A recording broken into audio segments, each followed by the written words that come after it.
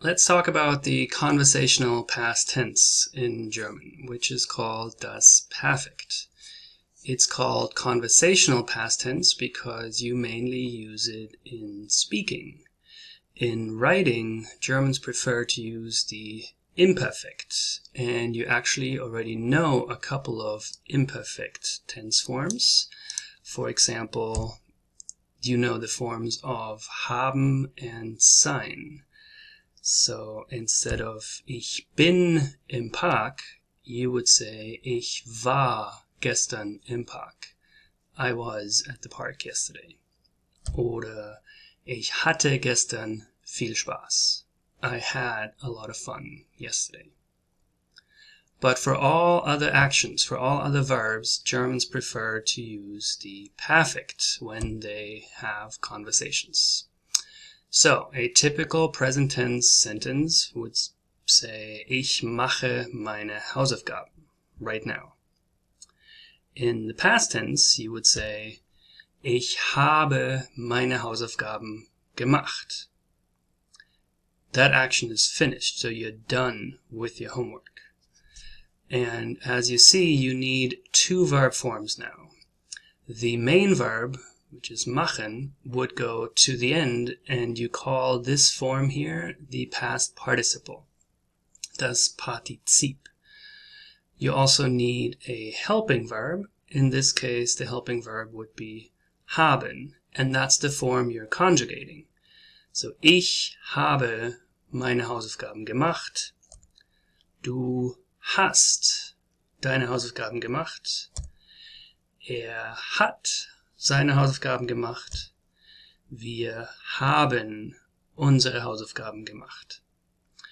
Note that only the helping verb gets conjugated. The participle stays the same. Here's another example. Ich spiele Tennis right now. If you want to say that you played tennis in the past, you would say, ich habe Tennis gespielt.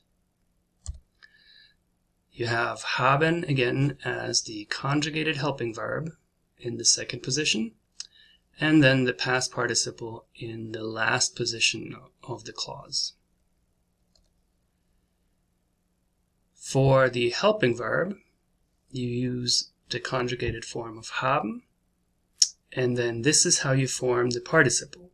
You start with the prefix ge, you use the verb stem, which is in this case spiel, because you take the infinitive spielen and you cut off the en. So this is called the verb stem.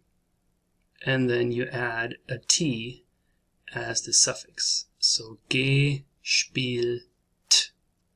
Ich habe Tennis gespielt. And you do that for all regular verbs. I'm going to talk about irregular verbs in a minute, but for all regular verbs, this is how you form the perfect. Here's another example, but laufen is slightly different. What do you notice here?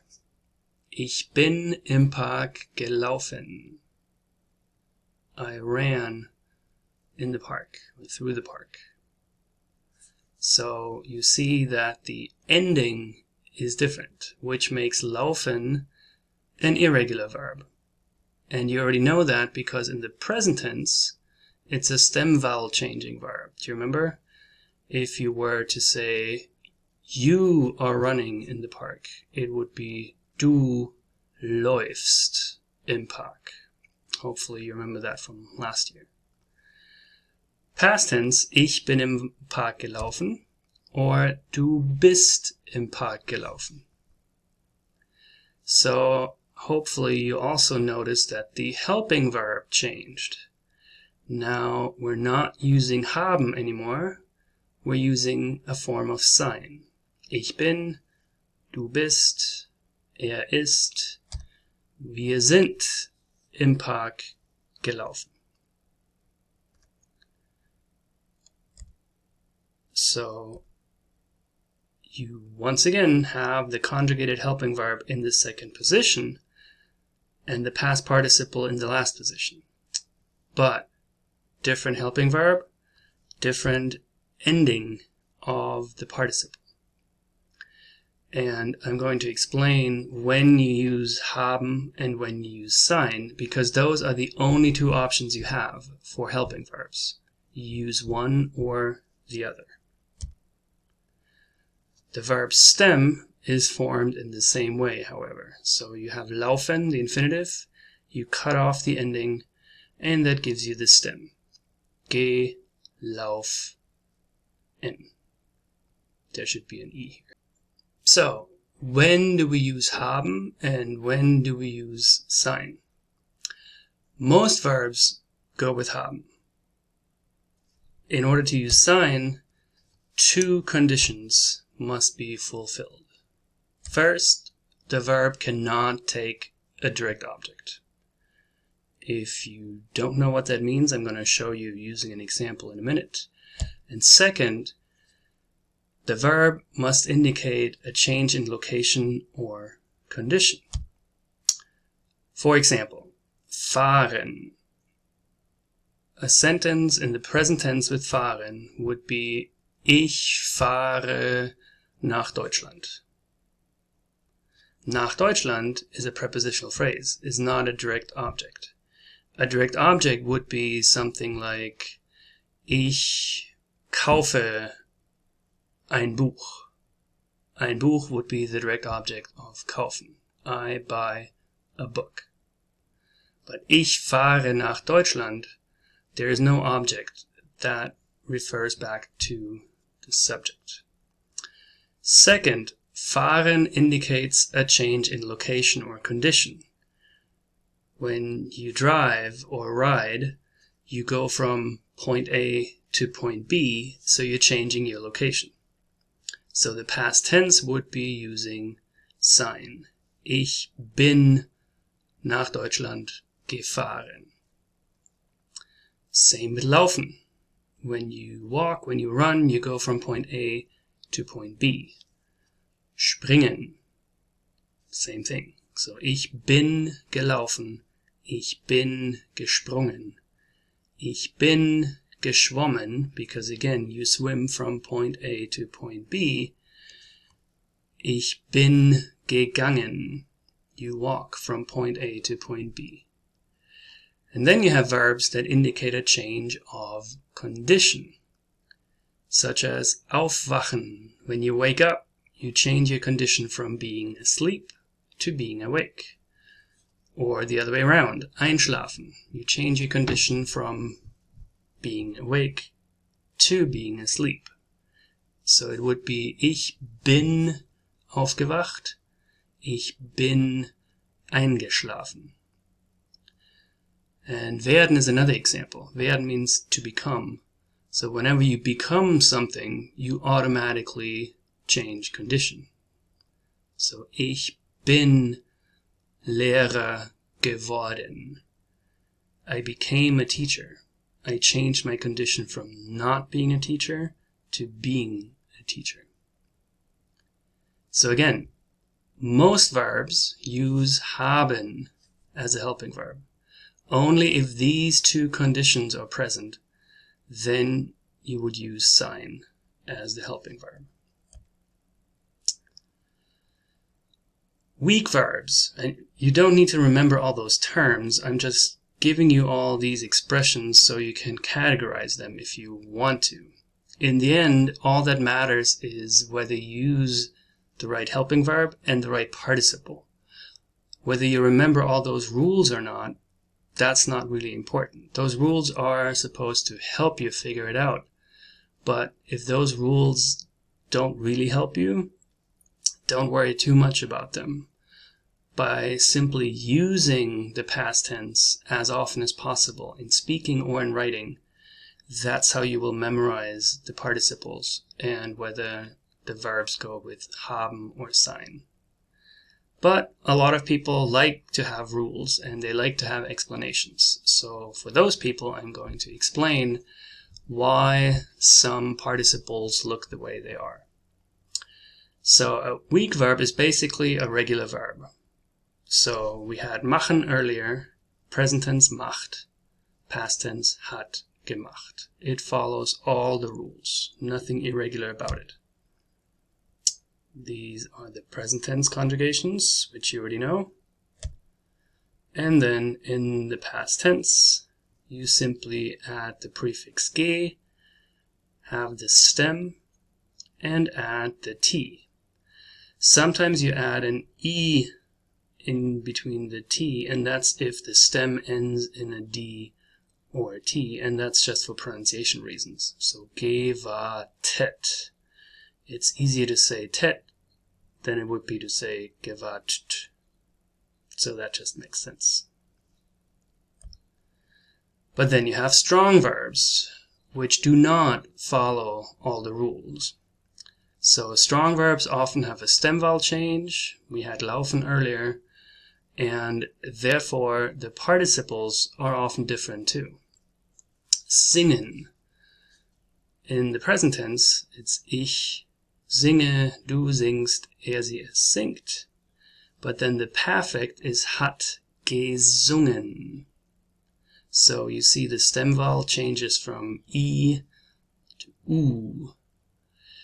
And unfortunately, there is no real pattern to that. So with strong verbs, you have to memorize the participles.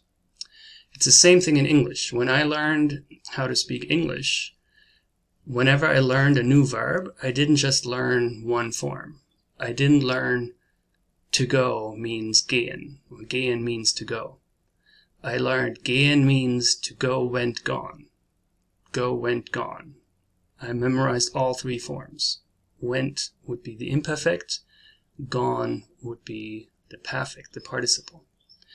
You need to get used to doing the same thing. So when you learn a verb like singen, from now on in a Quizlet set or in the dictionary, you have to look at the participle as well and memorize that with the verb. So you would see singen, gesungen, singen, gesungen, singen, gesungen. Just memorize those two forms together. It makes your life down the road a lot easier, because later on when you realize, oh, I should have done that from the beginning, it's much more difficult to catch up. So not all verbs have a stem vowel change, and that's why it's best to simply memorize those participles. And you have more examples here. Lesen, gelesen. Kommen, gekommen. Gehen, gegangen, which is completely different. So ich gehe, ich bin gegangen. Stehlen, gestohlen. So again, make sure you learn the participle along with each new infinitive. You remember how separable prefix verbs work. Aufstehen in the present tense would be ich stehe auf.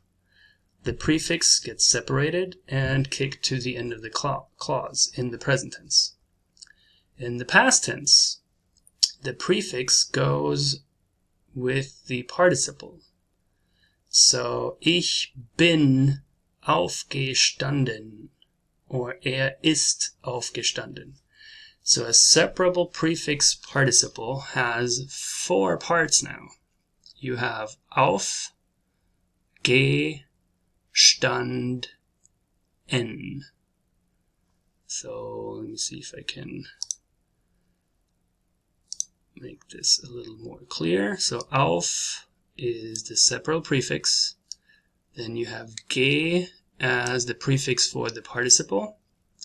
Stand would be the verb stem, but it's irregular. And because it's irregular, the ending is en. Ich bin losgelaufen, or ist losgelaufen.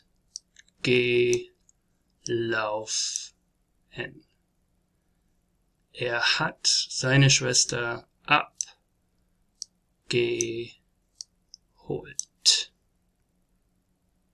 So the ge prefix gets sandwiched between the separal prefix and the verb stem.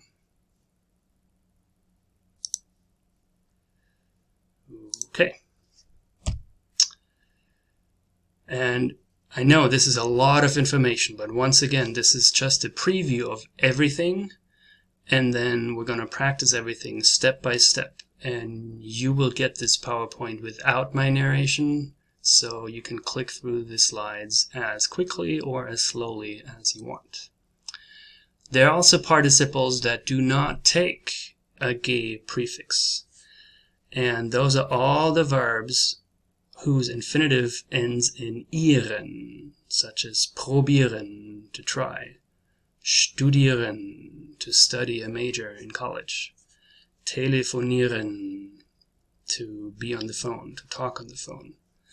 So the participles would not have the ge. They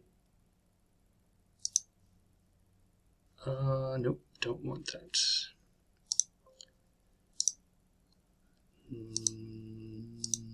Okay, here. They use the helping verb haben, always, never ist, and then no ge prefix, stem, and then the ending is te. So probiert, studiert, telefoniert. And then you have verbs that have so-called inseparable prefixes. And those inseparable prefixes are listed here.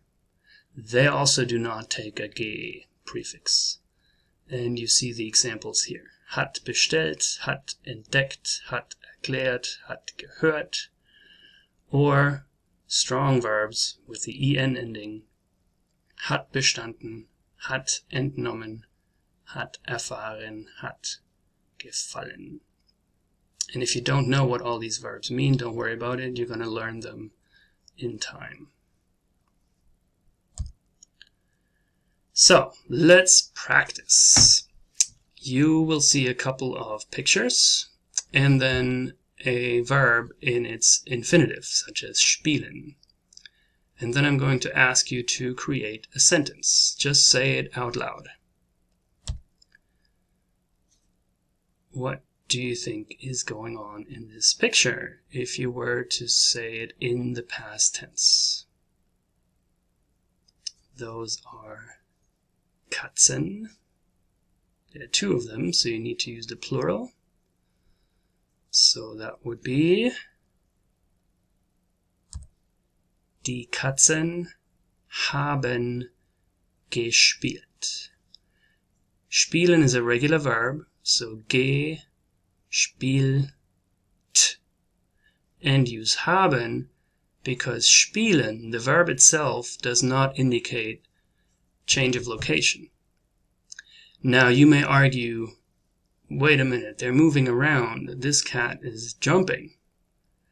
But the verb is not springen, to jump. The verb is spielen.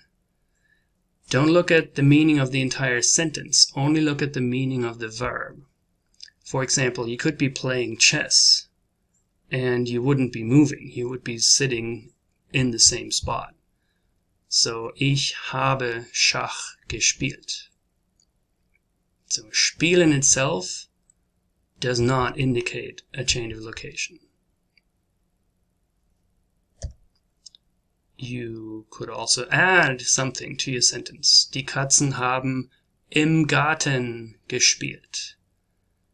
Just remember that the helping verb stays second and the participle is at the end, no matter how many things you put into the sentence. What about this one? Lesen, to read.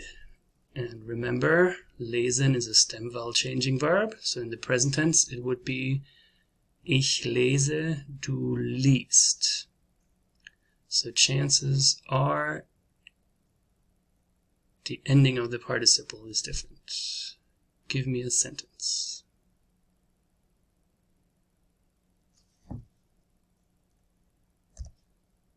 Der Hund hat die Zeitung gelesen. Das ist die Zeitung. Und gelesen, it's en because it's a strong verb, irregular. Spazieren gehen, das ist ein Pinguin. Was hat der Pinguin gemacht? Would you use haben or sein as the helping verb?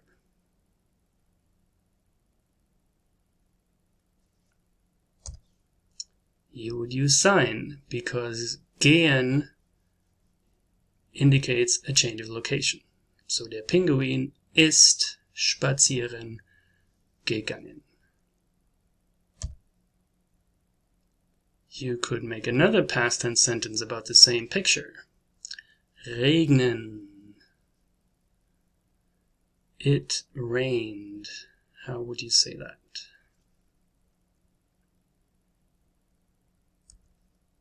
Es hat geregnet. Es hat geregnet. Regnen does not change location or condition, therefore it just goes with haben. Essen. Ich esse, du isst. Stem vowel change, so that makes it an irregular verb again. Do you have a change of location or change of condition? You do not, so you use haben again. Der Hund hat die Katze gegessen. And the ge here is also for pronunciation purposes. Gegessen.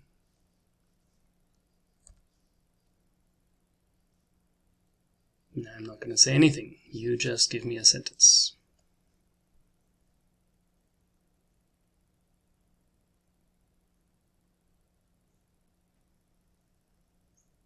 Got it? Die Hunde sind mit dem Auto gefahren. Die Hunde sind mit dem Auto gefahren. And again, if you got the participle wrong at this point, we're just at the very beginning of this whole concept of the perfect, so don't worry about that. You should simply know now what kind of helping verb you need, haben or sein, and then you should have an educated guess on whether this is T or en based on whether the verb is regular or irregular. One more. You already know this verb.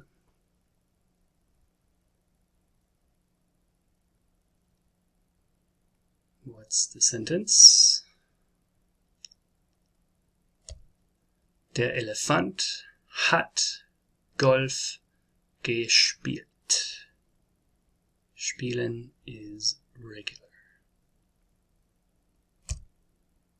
So, that was the intro to the conversational past tense. We will spend pretty much all year and then some practicing the perfect. This is not something that I expect you to master within one unit. This entire unit is just the introduction to this concept. So, most important is that you understand the idea of how to form the perfect, and then that you start memorizing, learning participles along with new infinitives. If you have any questions, let me know.